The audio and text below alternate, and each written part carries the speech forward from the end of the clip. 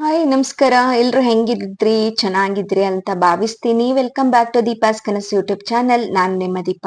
ಇವತ್ ನಾನ್ ನಿಮ್ಗೆಲ್ಲರನ್ನ ನಮ್ಮ ಮನೆ ಕುಂದಾಪುರ ಕಡೆ ಹಳ್ಳಿಗೆ ಕರ್ಕೊಂಡ್ ಹೋಗ್ತಾ ಇದ್ದೀನಿ. ಹಳ್ಳಿಯಲ್ಲಿ ಎಂತೆಲ್ಲ ಸಿಗತ್ತ ಅನ್ಕೊಂಡ್ ಇಲ್ಲಿ ನೋಡ್ಲಕ್ಕ ನಾವ್ ಏನೆಲ್ಲ ತಿಂದ ಎಂಜಾಯ್ ಮಾಡತ್ತ ಅನ್ಕೊಂಡ್ ಹೇಳಿ ಚಿಕ್ಕವರಿಂದ ಕಂಡಂತ ಒಂದ್ ನೆನ್ಪನ್ನ ಇವತ್ ಈ ವಿಡಿಯೋದಲ್ಲಿ ಹಂಚ್ಕೊಳ್ತಾ ಇದ್ದೀನಿ. ಗೇರ್ ಬೀಜ ಅಂತ ಹೇಳಿ ಗೊತ್ತಲ್ಲ, ಗಾಯ್ ಬೀಜ ಅಂತ ಹೇಳುತ್ತೆ ನಾವು ಕುಂದಾಪುರದಲ್ಲ.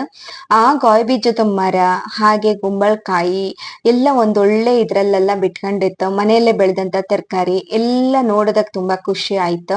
ಹಂಗೆ ಮಲ್ಗಿ ಹೂವು ಇದ್ರಂತೂ ಇಡೀ ಮನಿ ಪರಿಮಳ ಅಂತ ಹೇಳಕ್ ಅಷ್ಟು ಲಾಯ್ಕ್ ಮಲ್ಗಿ ಹೂ ಬಿಟ್ಕೊಂಡಿತ್ತು. ತುಂಬಾನೇ ಖುಷಿ ಐತೆ. ಬೆಳಿಗ್ಗೆ ಎದ್ದ ತಕ್ಷಣ ಇಲ್ಲಿನ ವಾತಾವರಣವೇ ಬೇರೆ ರೀತಿ ಇರುತ್ತೆ. ತಂಪಾದ ಗಾಳಿ, ಹಕ್ಕಿಗಳ ಚಿಲಿಪಿಲಿ ಸದ್ದು, ಸುತ್ತಲೂ ಹಸಿರು ಮರಗಳು ಎಷ್ಟು ಖುಷಿ ಕೊಡುತ್ತೆ ಅಲ್ವಾ. ನಗರದ ಗದ್ದಲು, ವಾಹನಗಳ ಸದ್ದು, ಟೆನ್ಷನ್ ಇವೆಲ್ಲದಿಂದ ಸ್ವಲ್ಪ ದೂರ ಹೋಗಿ ಪ್ರಕೃತಿ ಮಧ್ಯೆ ಒಂದ್ ದಿನ ಕಳೆದ್ರೆ ಮನ್ಸಿಗೆ ಎಷ್ಟು ಶಾಂತಿ ಸಿಗತ್ತೆ ಅನ್ನೋದನ್ನ ನಾವು ಈ ವಿಡಿಯೋದಲ್ಲೇ ನೋಡ್ಬೋದು. ಈ ರೀತಿ ಜೀವನ ಈಗ ತುಂಬಾ ಜನರು ಸಿಗದೆ ಕಷ್ಟ ಆಗ್ಬಿಟ್ಟಿದೆ. ಹಳ್ಳಿಯಲ್ಲಿ ಇಂತಹ ಸಣ್ಣ ಸಣ್ಣ ಕ್ಷಣಗಳೇ ಕೂಡ ನಿಜವಾದ ಖುಷಿಯನ್ನ ತರತ್ತೆ. ಇವಾಗ ನಾನು ತೋಟದ ಕಡೆ ಹೋಗ್ತಾ ಇದ್ದೀನಿ. ನೋಡಿ ಎಷ್ಟು ಚೆನ್ನಾಗಿ ಎಲ್ಲ ಕಾಣಿಸ್ತಾ ಇದೆ ಅನ್ನೋದನ್ನ. ಇಲ್ಲಿ ಮಾವಿನ ಮರ ಇದೆ, ಗೇರ್ ಬೀಜ ಇದೆ, ಹಾಗೆ ತೋಟ, ಅಡಿಕೆ ತೋಟ ಎಲ್ಲದೂ ಕೂಡ ಇಲ್ಲಿ ನೀವು ನೋಡ್ಬೋದು. ಈ ಅಡಿಕೆ ತೋಟದಲ್ಲಿ ಒಂದ್ ರೌಂಡ್ ನಡೆದ್ರೆ ನಮ್ಗೆ ಒಂಥರ ಮನಸ್ಸಿಗೆ ರಿಲ್ಯಾಕ್ಸ್ ಅನ್ಸುತ್ತೆ.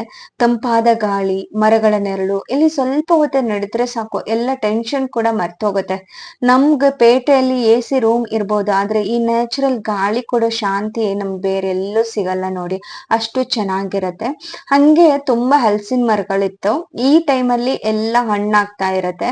ನಮ್ಗೆ ಅಷ್ಟೊಂದು ಎಲ್ಲ ಮರದಲ್ಲೂ ಹಣ್ಣಾಗೋದಕ್ ಸ್ಟಾರ್ಟ್ ಆಗಿಲ್ಲ, ಇನ್ನು ಒಂದೊಂದೇ ಆಗ್ತಾ ಇತ್ತು. ಎಲ್ಲ ಮರದಲ್ಲೂ ಹಣ್ಣು ಚೆನ್ನಾಗಿತ್ತಂತ ಹೇಳೋಕತ್ತಿಲ್ಲ. ಕೆಲವೊಂದ್ ಸೆಲೆಕ್ಟೆಡ್ ಹಣ್ಣಲ್ಲಿ ಚೆನ್ನಾಗಿರತ್ತೆ. ಅಂತೂ ತಿಂದು ಮಜಾ ಮಾಡಿತ್ತು. ಕೊನೆಯಲ್ಲಿ ಆ ವಿಡಿಯೋ ತಿಂದದನ್ನ ಹಾಕಿದ್ದೀನಿ ನಾನು. ಇದೇ ರೀತಿ ಹಾಗೆ ತಾಜಾ ಹಣ್ಣು ತಿನ್ನೋದಾಗ್ಲಿ, ಮರ ಗಿಡ ನೋಡೋದಾಗ್ಲಿ, ಸಂಜೆ ತಂಪಾದ ಗಾಳಿಯಲ್ಲಿ ನೆಡ್ಕೊಂಡು ಕೂತ್ಕೊಂಡು ಹೋಗೋದಾಗ್ಲಿ, ಇದೇ ಅಲ್ವಾ ಜೀವನದಲ್ಲಿ ನಿಜವಾದ ಖುಷಿ ಅಂತ ಅನ್ಸ್ಬಿಡತ್ತೆ. ಹಾಗೆ ನಮ್ಗೆ ಇಲ್ಲಿ ದಾಸವಾಳದ ಗಿಡ ತುಂಬಾ ಇದೆ. ಅಲ್ಲಿ ದಾಸವಾಳದ ಹೂವೆಲ್ಲ ಸಿಗತ್ತೆ. ನಾನು ಪ್ರತಿದಿನ ಅಲ್ಲಿ ಹಳ್ಳಿಲಿದ್ದಾಗ ದಾಸವಾಳದ ಹೂವನ್ನೆಲ್ಲ ಕಲೆಕ್ಟ್ ಮಾಡ್ಕೊಂಡು ಅದನ್ನ ಬಿಸಿಲಲ್ಲಿ ಒಣಗಿಸಿ ರೆಡಿ ಮಾಡಿ ಇಟ್ಕೊಂಡಿದ್ದೀನಿ. ಯಾಕಂದ್ರೆ ನಿಮ್ಗೆ ಗೊತ್ತಿದ್ದ ಹಾಗೆ ನಾನು ನ್ಯಾಚುರಲ್ ಪ್ರಾಡಕ್ಟ್ ಎಲ್ಲ ರೆಡಿ ಮಾಡ್ತಾ ಇರ್ತೀನಲ್ವಾ, ಸೋಪು, ಶಾಂಪು, ಅದಕ್ಕೆಲ್ಲ ಯೂಸ್ ಆಗತ್ತೆ ಅಂತ ಹೇಳಿ. ಹಂಗೆ ಸ್ವಲ್ಪ ಕಷಿ ಮಾವಿನ ಹಣ್ಣು ಬಿಟ್ಟಿತ್ತು. ಅದಾದ್ಮೇಲೆ ಒಂದು ಕಂಚಿನಕಾಯಿ ಇತ್ತು, ಕಂಚಿನಕಾಯಿ ಮರ. ಅದು ಕೂಡ ಚೆನ್ನಾಗಿದೆ. ಕೆಲವೊಮ್ಮೆ ತುಂಬಾ ಹಣ್ಣಾಗಿ ಬಿಟ್ಟಿತ್ತು. ಯಾರು ಕೊಯ್ಯೋರಿಲ್ಲ, ತಿಂದು ತಿಂದು ಮರದಲ್ಲಿ ಹಂಗೇನೆ ಬಿಟ್ಟಿರತ್ತೆ. ಅಷ್ಟು ಕಾಯಿ ಬಿಟ್ಟಿದೆ. ಅದಾದ್ಮೇಲೆ ಸ್ವಲ್ಪ ಈ ಸಲ ನಮ್ಮೂರ್ ಕಡೆನೆ ಸ್ವಲ್ಪ ಮಾವಿನ ಹಣ್ಣು ಕಡಿಮೆ ಅಂತ ಹೇಳ್ಬೋದು. ಮಾವಿನ ಹಣ್ಣು ಹಾಗೆ ಇಲ್ಲ ಅಂತ ಹೇಳ್ಬೋದು. ಅಷ್ಟು ಕಡಿಮೆ ಇತ್ತು. ಮೊದ್ಲೆಲ್ಲ ಸಾವಿರ ಮಿಡಿ ಎಲ್ಲ ಉಪ್ಪಿನಕಾಯಿಗೆಲ್ಲ ಹಾಕುವರು ನಮ್ಮ ಅಜ್ಜಿ ಇದ್ದಾಗಲ್ಲ. ಇವಾಗೆಲ್ಲ ಮಾವಿನಕಾಯಿ ಅಷ್ಟು ಕಡಿಮೆ ಆಗ್ಬಿಟ್ಟಿತ್ತು. ಅಂದ್ರೆ ಒಂದೊಂದ್ ಗೆಲ್ಲೆ ಬಿಡ್ತಿರೋದು ಮಾವಿನಕಾಯಿ ಎಲ್ಲ ತುಂಬಾ ಕಡಿಮೆ ಆಗ್ಬಿಟ್ಟಿತ್ತು. ಬಿಡ್ತಾನೆ ಇರ್ಲಿಲ್ಲ ಇವಾಗ ಅಂತಾನು. ಇದು ನಮ್ದು ಹಳೆ ಬಾವಿ. ತುಂಬಾ ಡೀಪ್ ಆಗಿ ನೀರೆಲ್ಲ ತುಂಬಾ ಆಳಕ್ಕೆ ಹೋಯ್ತು. ನೀರ್ ಖಾಲಿ ಆಗ್ತಾ ಬಂತು. ಇನ್ನೇನ್ ಮಳೆ ಬಂದಿಲ್ಲ ಅಂದ್ರೆ ಆ ನೀರು ಬತ್ತಿ ಹೋಗತ್ತೋ ಏನ್ ಕತೆನೋ ಗೊತ್ತಿಲ್ಲ. ಮಳೆ ಬರ್ಬೇಕಷ್ಟೇ. ಅದೇ ಹೇಳಿದು, ಪ್ರಕೃತಿ ಜೊತೆ ಇದ್ದಾಗ ನಮ್ಮ ಮನ್ಸು ಎಷ್ಟು ಹಗುರ ಆಗತ್ತೆ ಅಲ್ವಾ. ಅದಕ್ಕೆ ಕೆಲವೊಮ್ಮೆ ಹಳ್ಳಿಗೆ ಬಂದ್ರೆ ಮನ್ಸಿಗೆ ತುಂಬಾ ರಿಲ್ಯಾಕ್ಸ್ ಸಿಗತ್ತೆ ಅಂತ ಹೇಳೋದು. ಹಂಗೆ ನೋಡಿ, ನಾನು ಈ ಹೂವನ್ನ ಪ್ರತಿದಿನ ಕಲೆಕ್ಟ್ ಮಾಡ್ತಾ ಇದ್ದೆ. ಈ ಹೂವಲ್ಲಿ ತುಂಬಾ ನಮ್ಗೆ ಹೆಲ್ತ್ ಬೆನಿಫಿಟ್ಸ್ ಕೂಡ ಇದೆ. ಅದಲ್ಲದೆ ನಾವು ಶಾಂಪೂ ಮಾಡುವಾಗ ಯೂಸ್ ಮಾಡಿದ್ರೆ ನಮ್ಗೆ ಹೇರಿಗೆಲ್ಲ ಒಂದೊಳ್ಳೆ ಶೈನಿ ಕೊಡೋದಕ್ಕೆ ತುಂಬಾನೇ ಹೆಲ್ಪ್ ಆಗುತ್ತೆ. ಹಾಗೆ ಸೋಪ್ ಕೂಡ ಮಾಡ್ಬೋದು. ಈ ಹೂವನ್ನ ಒಣಗಿಸಿ ನಾವು ಅದನ್ನ ಒಂದೊಳ್ಳೆ ಪೌಡರ್ ಮಾಡಿ ಇಟ್ಕೊಂಡ್ರೆ, ನಾನು ಈ ರೀತಿ ಹೂವನ್ನೆಲ್ಲ ಬಿಡಿಸ್ಕೊಂಡು ಅದನ್ನ ಮೇಲ್ಗಡೆ ಟೆರೆಸ್ ಮೇಲೆ ಹಾಕಿ ಒಣಗಿಸಿ ಹಾಗೆ ಇಟ್ಕೊಂಡಿದ್ದೀನಿ. ನನ್ಗೆ ಬೇಕಾದಾಗ ನಾನು ಪ್ರಾಡಕ್ಟ್ ಮಾಡಿದಾಗ, ಸೋಪು ಅಥವಾ ಶಾಂಪೂ ಮಾಡಿದಾಗ ಇದನ್ನ ಯೂಸ್ ಮಾಡ್ಕೊಳ್ಳೋಣ ಅಂತ ಹೇಳಿ ಈ ರೀತಿಯಾಗಿ ರೆಡಿ ಮಾಡಿ ಇಟ್ಕೊಂಡಿರ್ತೀನಿ. ಇದೆಲ್ಲ ಒಂಥರ ಖುಷಿ ಸಿಗತ್ತೆ ಹಳ್ಳಿಯಲ್ಲಿದ್ದಾಗ. ಹಾಗೆ ಒಂದ್ ಸ್ವಲ್ಪ ಕಷಿ ಮಾವಿನ ಹಣ್ಣನ್ನ ನೋಡ್ದೆ. ಇದು ಏನಾಗತ್ತೆ ಅಂದ್ರೆ, ಈ ಕಷಿ ಮಾವಿನ ಹಣ್ಣಲ್ಲಿ ಅದು ಹಣ್ಣಾದ್ರೆ ಹುಳ ಆಗ್ಬಿಡತ್ತೆ. ಅದಕ್ಕೆ ಅದು ವೇಸ್ಟ್ ಆಗೋದ್ ಬೇಡ ಅಂತ ಹೇಳಿ ಅದನ್ನ ಕಟ್ ಮಾಡಿ ಕೆತ್ತೆ ಉಪ್ಪಿನಕಾಯಿ ಅಂತ ಹೇಳ್ತೀವಲ್ಲ, ಅದನ್ನ ಮಾಡ್ಕೊಂಡೆ. ಹಂಗೆ ಒಂದ್ ಸುತ್ತ ಏನೆಲ್ಲ ಹೂವಿತ್ತಂತ ಹೇಳಿ ಹಂಗೆ ವಿಡಿಯೋ ಮಾಡ್ಕಂತ ಹೋದೆ. ಒಂದ್ ರೌಂಡ್ ಹೂವಿನ ಗಿಡದ್ದು ಅದು ಇದು ಅಂತ ಹೇಳಿ ಹಂಗೆ ಹೋಗ್ತಾ ಹೋಗ್ತಾ ಒಂದು ರಾಮ್ ಸೀತಾಫಲ ಅಂತ ಹೇಳ್ತೀವಿ ಇದಕ್ಕೆ. ಸೀತಾಫಲ ನೋಡೋದಕ್ಕೆ ಸೀತಾಫಲ ತರನೇ ಇರುತ್ತೆ. ರಾಮ್ ಸೀತಾಫಲ ಅಂತ ಹೇಳ್ತಾರೆ. ತುಂಬಾ ಟೇಸ್ಟ್ ಇರುತ್ತೆ, ಚೆನ್ನಾಗಿರುತ್ತೆ ಮಾತ್ರ ಈ ಹಣ್ಣಂತೂ.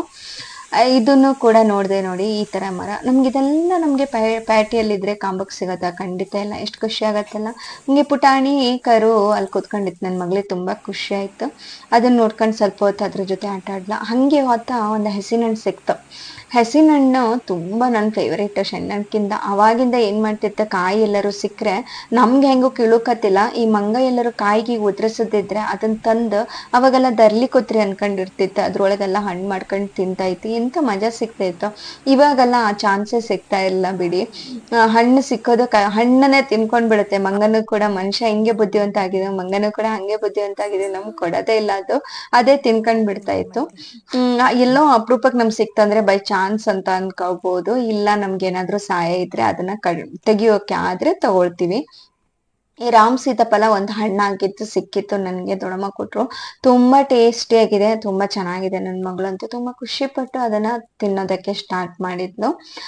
ಅದು ಸೇಮ್ ನಿಮ್ಗೆ ಸೀತಾಫಲದ ಟೇಸ್ಟ್ ಅಂತ ಹೇಳ್ಬೋದು.